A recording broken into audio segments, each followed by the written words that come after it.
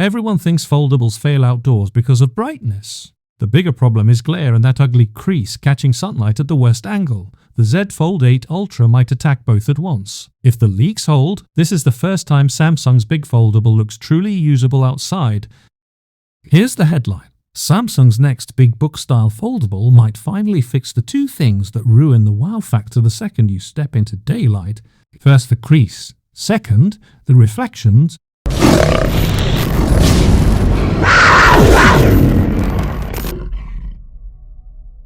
Samsung is expected to unveil the new foldables on July 22nd.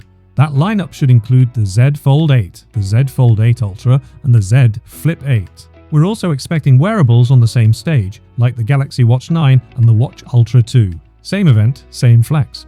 More importantly, the leaks are getting real. We've already had the usual render parade, clean angles, perfect lighting, zero reality. Then a real-world clip shows up, posted on Weibo by leaker Momentary Digital.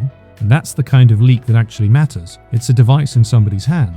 It moves, it catches light, it tries to expose flaws, and in that clip the inner screen looks shockingly smooth. The camera pans across the fold line from different angles. The person tilts it like they're trying to force the crease to show itself. You know the move. Every foldable owner does it. You open it, you rotate it, and you watch the line appear like a tiny fault in the middle of your expensive display, except here it barely shows. Even when the leak shows video playing on the big panel, the usual crease shadow is tough to spot. That's the first time I've looked at a book-style Samsung foldable leak and thought, okay, this might actually feel like a normal slab when it's open. Now, I'm not going to pretend one clip proves everything.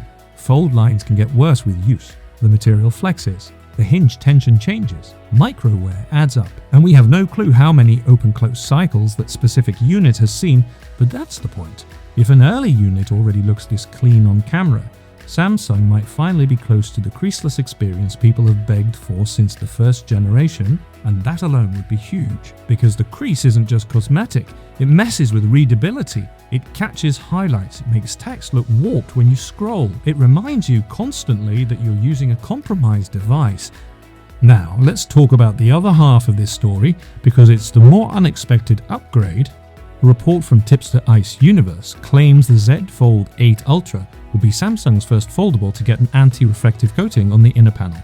That's a big deal, not because it sounds fancy, because glare is the real outdoor killer. Brightness helps, sure, but if your screen acts like a mirror, a brighter mirror is still a mirror. Anti-reflective tech changes that. You cut reflections, you reduce that white haze in bright rooms, you make black look like black instead of grey soup. And when you're outside, you don't have to angle the phone like you're catching a signal from space just to read a message. Samsung already did this on the S24 Ultra 2 years ago. That screen got praised for staying readable in brutal light. If Samsung brings that same approach to a foldable inner display, that's not a tiny spec bump. That's a quality of life leap. It also fits the rumor that the inner panel will be brighter. The word going around is a peak of up to 3,600 nits. On paper, that's nuts. In practice, peak brightness numbers are always a little slippery. They hit for small highlights. They don't always represent full screen sustained output. Still, pair very bright with less reflective and you get something people actually feel every day. The kind of upgrade you notice the first time you open Google Maps in sunlight, or the first time you try to watch a clip on a patio. And yes, there's a third display tweak floating around too. The punch hole cutout for the inner selfie camera is rumored to be smaller.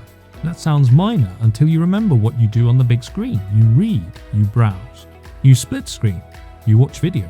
A smaller cutout is less visual clutter. It's one less thing screaming prototype future gadget when you're trying to focus. The only question is whether shrinking that hole messes with the camera quality or field of view. Samsung can't cheat physics forever. Smaller opening, less light. Less light, more noise. Unless they change the sensor or processing in a serious way. Now, design-wise, don't expect fireworks.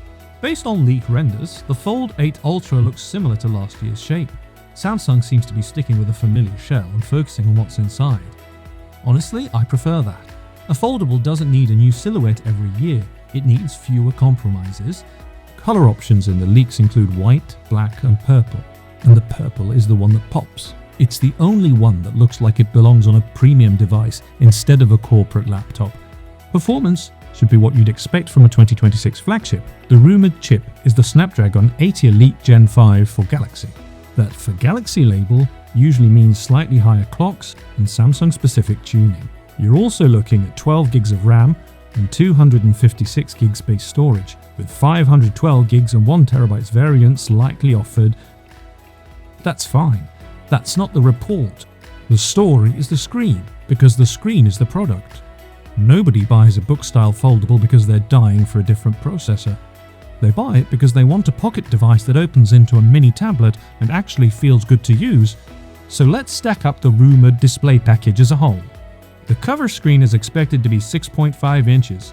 The inner panel is rumored at 8 inches. Both reportedly use dynamic AMOLED 2X with up to 120Hz refresh rate. That's Samsung's comfort zone: smooth scrolling, sharp color, great contrast.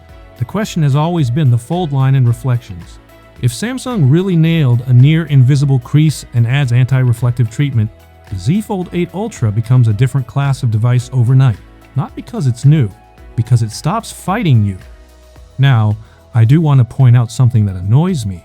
The rumor specifically calls out anti-reflective coating on the foldable screen. That implies the cover display might not get it. And that's frustrating because the outside panel is the one you use for quick checks in the sun, messages, boarding passes, camera viewfinder. If the outer screen stays glossy and reflective, that's a missed opportunity. There was also a mention that it would have been better if the cover screen had a privacy display feature too. That's the kind of thing commuters love. But nothing solid says it's coming, so I'm not counting on it. Okay, cameras. This part reads like Samsung trying to shut everyone up. The rumored main rear camera is 200 megapixels with OIS. That's the big number sensor Samsung loves to market, and when it's done right, it's not about shooting 200 megapixels files all day. It's about pixel binning for cleaner 12 megapixels shots, better dynamic range, and sharper detail. Alongside that, the leaks point to a 50 megapixels ultra-wide and a 10 megapixels telephoto with 3-bay optical zoom. That's a very flagship checklist setup.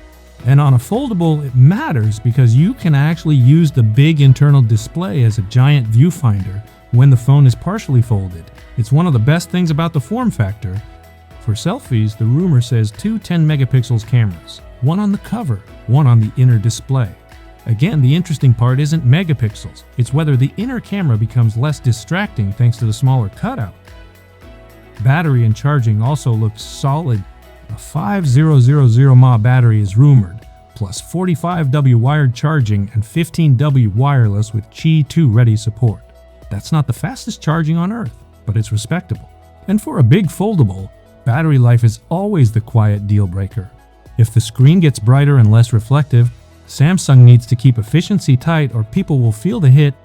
Now, the big question, does the Z Fold 8 Ultra actually win on daily use? If you've used a foldable outdoors, you know the pain. You open it and suddenly you're battling reflections, fingerprints, and that crease line that catches the sun like a scratch. You close it, and you're back to a narrow phone that feels like a compromise again. That's why this combo of upgrades is so exciting. A cleaner fold line changes the feel. An anti-reflective layer changes the usability. Brighter output changes the confidence. All three together? That's when a foldable stops being a cool toy and starts being a no-excuses daily driver. And yes, I'm saying it. If Samsung pulls this off, other brands are going to look dated fast. Because once you see a big screen that doesn't scream folded in half, you don't want to go back. Now keep your expectations realistic until launch day. Leaks can be selective, lighting can be flattering, and early units can differ from retail models. But the direction here is exactly what Samsung needed to chase. Less glare, less crease, more visibility when the sun is blasting your screen. That's the upgrade people actually care about. If the leaks are accurate, the Z Fold 8 Ultra isn't trying to reinvent the shape, it's fixing the pain. A near-invisible fold line and an anti-reflective inner panel attack the biggest daily annoyances. Add a brighter display and you get a foldable that finally works outdoors, not just indoors. Here's my challenge. The next time you're outside, look at your phone screen in full sun and notice what fails first. If Samsung fixes that on the Fold 8 Ultra, it matters more than any camera spec. See you in the next one. Goodbye.